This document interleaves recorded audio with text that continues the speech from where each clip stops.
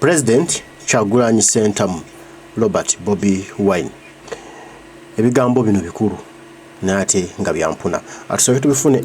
Robert Kyagulanyi Ssentamu omukulembeze omulonde nkulamusiza mugale kansipira toli bulungi. Ndabona obubaka bubwo. Bukusanga wono bwotudde. Tugenda mu kalulu akabonna bwe kanaaba tukagenzeemu. Tugenda mu kalulu kabonna bwe tunaaba tukagenzeemu. Kubanga tukeetaaga. Amazima gali nti twetaaga akalulu kano kubanga egenda kubeera protest vote. Egenda kubeera protest vote. Nkubiriza omulango obutakungula mu Munnayuganda yenna olwali lutandikira essaawa zino. Tandika okwambala olugoye olwokubiri bw'obadde oyambala lumu. Akasirikiriro kalwanya eminya, diversions nyingi, ekigwa abasajja kikutte mu mbinabina. Naye ekizibu kiri wano. Omukulembeze wange kusaba onyweze security yo ewaka yongerako kamera. Omukulembeze nkusaba ojje emmotoka yo eri Kagagala gy'oba otambuliramu. Omukulembeze nkusaba buli gweweekengera yenna ku ttiimu yo muwummuze. Buli gweweekengera ku ttiimu muwummuze. Mama Babi ngenda kusaba mu mbeera n'eyakazigizigi ng'omukadde alinnyo omutuba. Nkusaba naawe weebeereremu mu biseera bino bye tulimu olwaleero.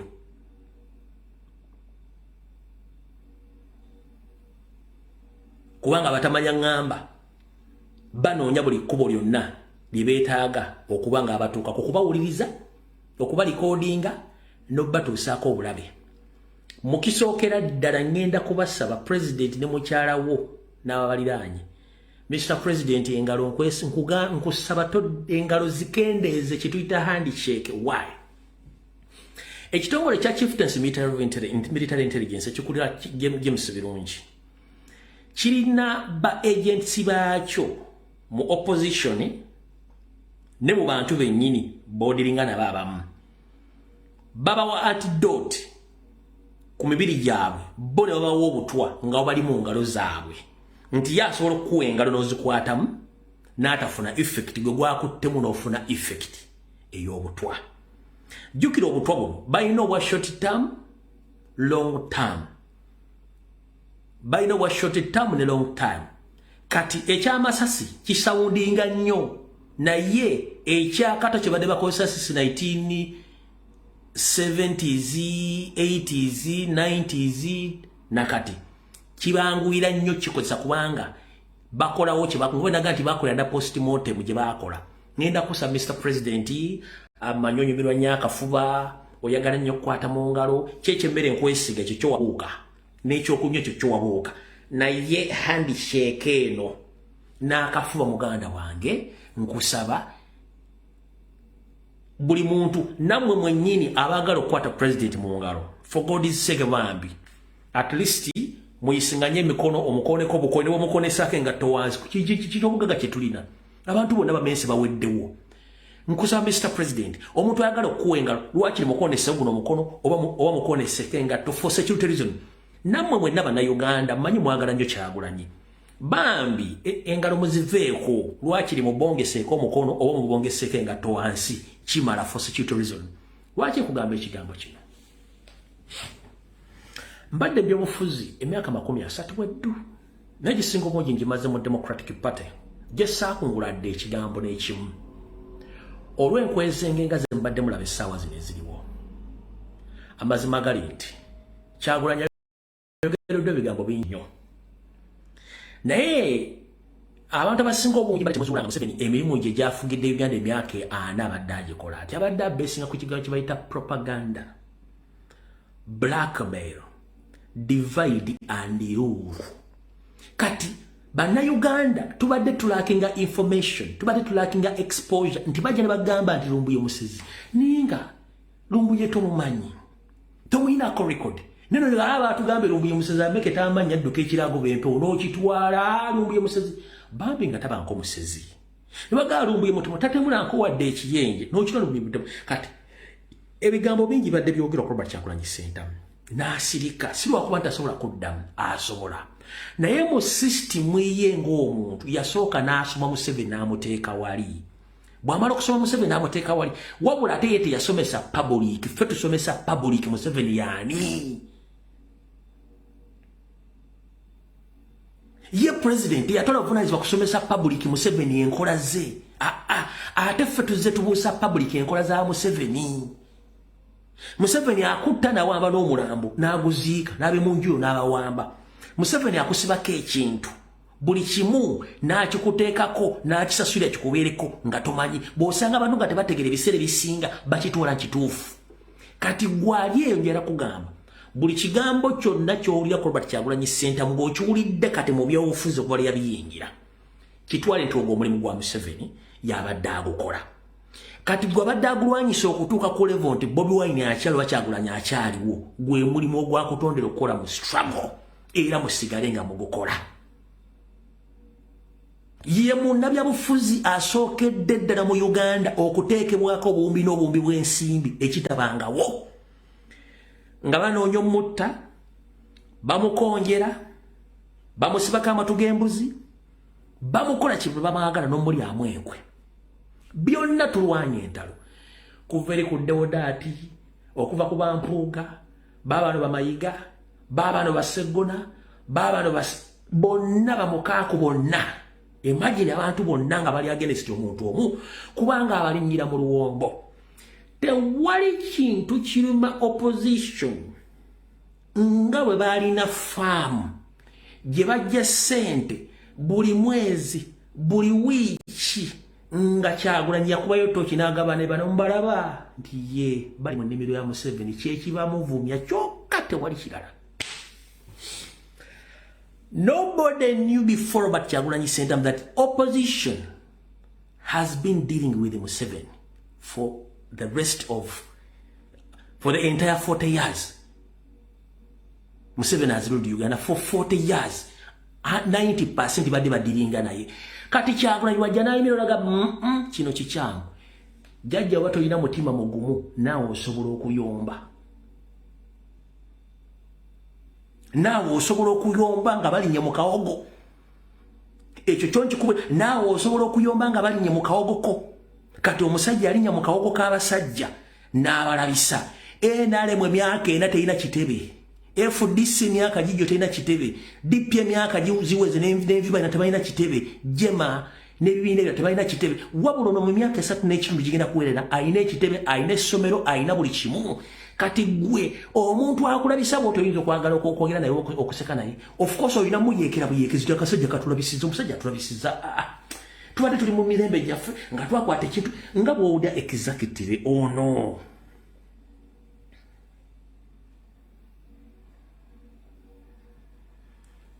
Gwono badde omusubira muki. Tukosoma omukisa guno ogwampuga gwaleese naffe okuyingizaamu ebyaffe.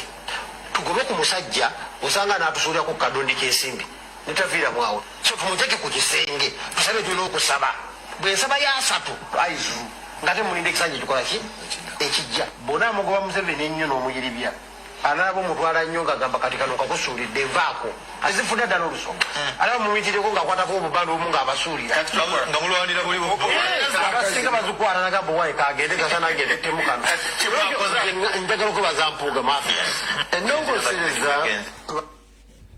olina kyokyabuuza Lumbuye olina okyabuuza Comrade era musitwaga kulaza abasajja bano kati abasajja bano bandiyagadde ddi Kyagulanyi nkubuuza bandiyagadde ddi Kyagulanyi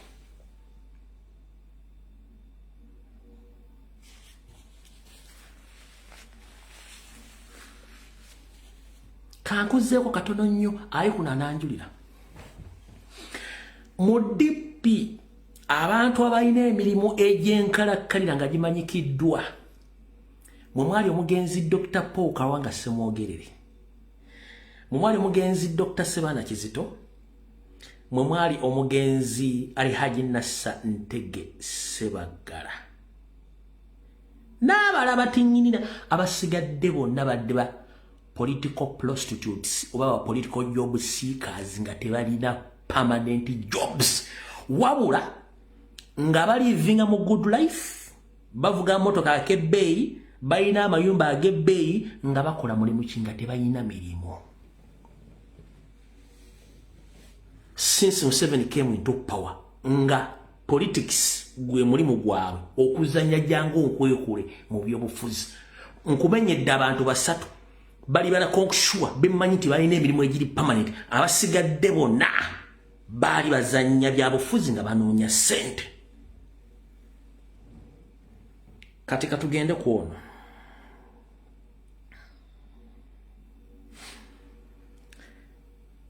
omwami n'omuyita Frederick Mbidde Mukasa y'omu ku bantu abalina ssente naye tasobola kugaa nti omulimu gwange enkola guno nowhere wabula mulungi mukwata dictionary okujjamu vocabulary z'oluzungu okubuzaabuza abantu nti ategeera kumbe naye musiru muzibu. Bwe yabadde ku mukolo ogumu n'agamba nti weetaaga okubeerayo okunoonya akuuma akasobola okunoonyereza abasiru naye neerabira nti akuuma ako n'okakola ku ye kubanga naye musiru atya akatambi kano kengenda okuzanyira ye kennyini bwe yagambye nti abantu basiru naye yeetaaga okunoonyerezaako obusiru butuuse ku level ki wuliriza bulungi nnyo kubanga ebigambo bino alina gye yabijja byogera kati nze ngenda omukwatiramu olyoka owulire. Wulira. If we are to flourish as a country, we must develop what we call an idiot detection system. If you want to be successful in this world, you have to develop your own idiot detection system. Idiots sometimes are even smarter. They can be even promoted before you on the job. They can dazzle you with very wrong opinions. I wish there was a foolproof way to spot idiots, but counterintuitively, some idiots are very smart. They can dazzle you with words and misdirection. They can get promoted above you at work. They can even be elected president.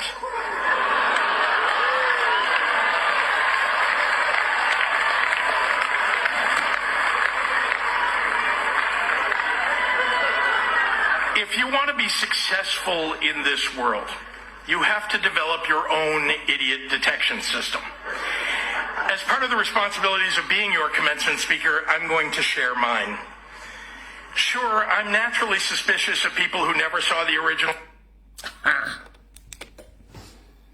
Look, akwata dictionary naita mu video ku social media platforms ezensiyo nanga anoonya philosophers n'abasobola okwogera ebintu ebitiisa abantu najja neyeteeka n'atandika okubyogera okutiisatiisa abantu kumbe naye musiru kubanga nakuga nti abasiru bazaala bakula bawasa bazzukuza kati bo bakola paste and copy kati n'abasiru nga Mbidde bakola copy and paste najja n'abalozesa nti yasoma nnyo kumbe naye embaata yaneti yabitanga ndoza mutegedde naye akola mulimu ki Museveni yagenda okulanga tumwabizza nnyo n'amutwala mu Yala mu East African Parliament n'amuteeka eyo kana tokumanya no gayi musiru mukazi we gwe yali awujja ekiwojjolo beya abiri meke nnyini yali mu mission emwettira ne postmortem oba ne report ekwata ku nfa ya mukazi gwe yette yamulemye okufuluma naye awozaamu balina okuleeta akuuma akanoonyereza abasiru kumbe naye musiru ate abasiru ayambadde suuti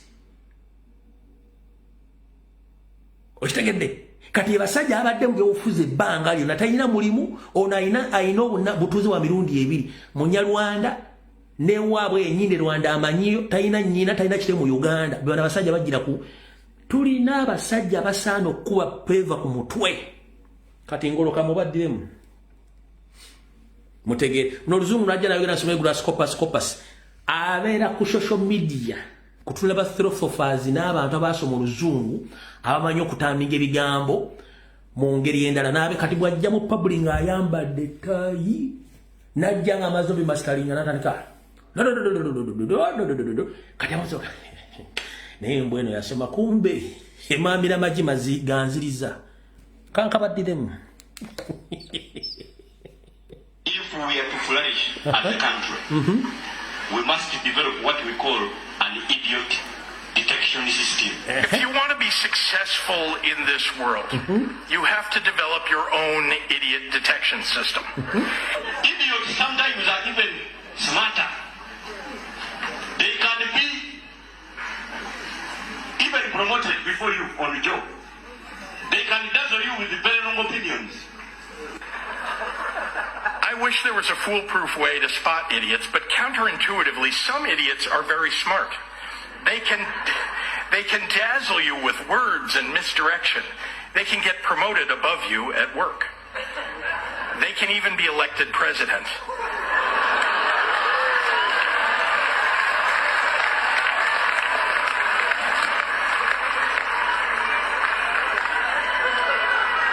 If you want to be successful in this world, you have to develop your own idiot detection system. As part of the responsibilities of being your commencement speaker, I'm going to share mine. Sure, I'm naturally suspicious of people who never saw the original. So, kati ndoza mulide professor ngoyo nga yogerozu kati ne professor mulala wembatazani tinajja publicly najja nayogera. But bokwata Mukasa Mbidde ne Robert Kyagulanyi Ssentamu nobateeka ku mmeeza ya IGG for questioning.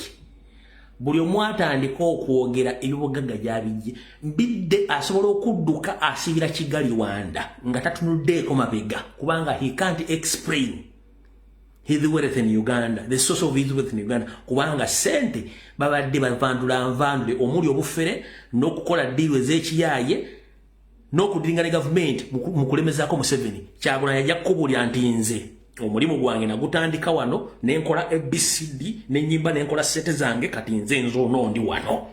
Mbidde osobola okunnyonnyola bannayuganda essente z'olina gy'ozijjera okola mulimu ki? Kyensonga ki professor yakugambye nti olumu n'abagwagwa bambala bulungi nnyo era ne boogera bulungi nnyo okusirwaza abantu naye balina okunoonya obumu obubatandika obbazuula nti bano basiru nga tebannajja kwogera mu bantu kubanga n'abasiru bakoppa. Kati guwaddidde n'ogenda mu baprofesa balekicalazi n'okoppa ebigambo byo n'ojja obyogera ng'otwalaganya kubanga oyagala kulengeza Kyagulanyi kumbe naawe oli mugwagwa. Kubanga idiots, some idiots even copy smartly like you did. You a smart idiot. As simple as that. You copy and paste. Abagala okutegeera oluzungu lwa Mbidde lwayogera alujja mbasajja be Nigeria eri abasajja ba Nigeria abalina oluzungu ne mu dictionary teruliyimu. Kati oluzungu lw'abasajja bana ba Nigeria abasoma botanical languages amanya g'ebimera mu bibira ebyo bayita botanical. Gwe oyinza okuza nti omutima guyita caliputansi naye nga guyina erinnya eddala eriri botanical. Kati bw'olina erinnya lya botanical nga balyogedde nga tegomanyi kalitunsi kikubuzaabuza. Kati ne Mbidde akozesa slogans ez'oluzungu z'abasajja abaasoma oluzungu ne balufuulafuula najja n'alwogera noga gayi nga yasoma kumpi copy and paste. Lwaki talina ssomero? Kwe oluzungu lwayogera yandibadde professor. Oluzungu lwayogera luli alujja Nigeria eri abasajja aba Nigeria baasoma oluzungu nga lwefaananyizaako lwa botanical names amanya g'ebimera mu botanical amanya g'ebimera mu botanical names ez'amanya g'ebimera bwe bali kugamba oyinza okugweddeno nga iki zinga badde mayito bakaliputans nga baga ekintu kirala nnyo naye nga lyerinnya eririwo. Kati ye Mbidde kyo kyakolakola copy and paste. Wabula baba yambadde suit n'ayimira n'ayogera nga tusanze omugi kumbe embaata yaleta emambira bagiganziriza be abasajja abadde mu opposition. Copy and paste. Kati yeeyita mbu intellectual mbu can detect idiot. Gwe idiot namba emu esooka kubanga you can't even explain yourself. Tolina na origin mu Uganda. Ngwongo gambo you detective idiots. Ngani ripoti ya mukazi ogwo wetere yakulema okuleeta. You are talking about idiots.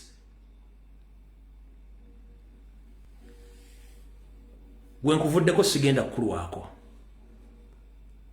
mwagala nzanya akatambi na sente za research ngate muziteekako wano temuleta sente za research kako. If we are to flourish as a country, we must develop what we call an idiot detection system. If you want to be successful in this world, you have to develop your own idiot detection system. Idiots sometimes are even smarter. They can be even promoted before you on the job. They can dazzle you with very wrong opinions. I wish there was a foolproof way to spot idiots, but counterintuitively, some idiots are very smart. They can dazzle you with words and misdirection. They can get promoted above you at work. They can even be elected president.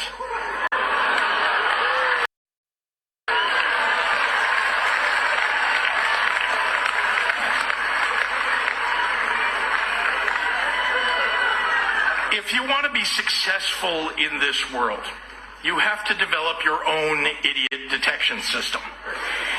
As part of the responsibilities of being your commencement speaker, I'm going to share mine.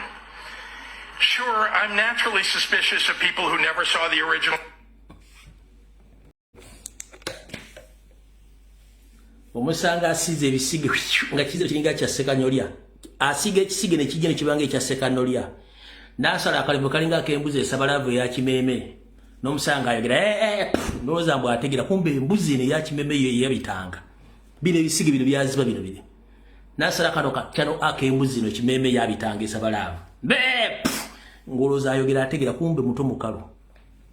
Beyita bagezi. Bana basajja batusibye mu bizibu ya Uganda emyaka 40. Tuloza tuna abantu abategera kumbe mbata zane tezitegerera ko ddala. Basiru wazibu bano. Mutadde ngenze kumulala.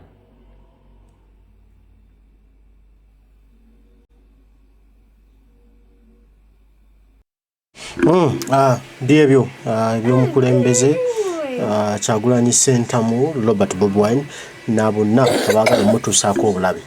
Twongere kumusabira, twongere kwesabira, tusabire eggwanga lyaffe, tusabire ensi yaffe, sabire abaana baffe n'abazzukulu baffe.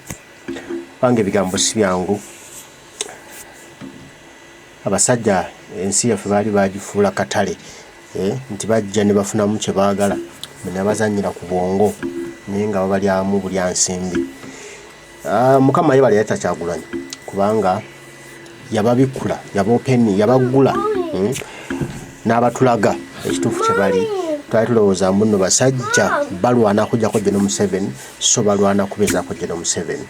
Kale baswavu kibula abalwana nnyo okujjawo Kyagulanyi kubanga abalabisizza abaswazizza kati baagala bamugjewo bafune ku bwerero naye tekyasoboka kubanga ensi yabategedde.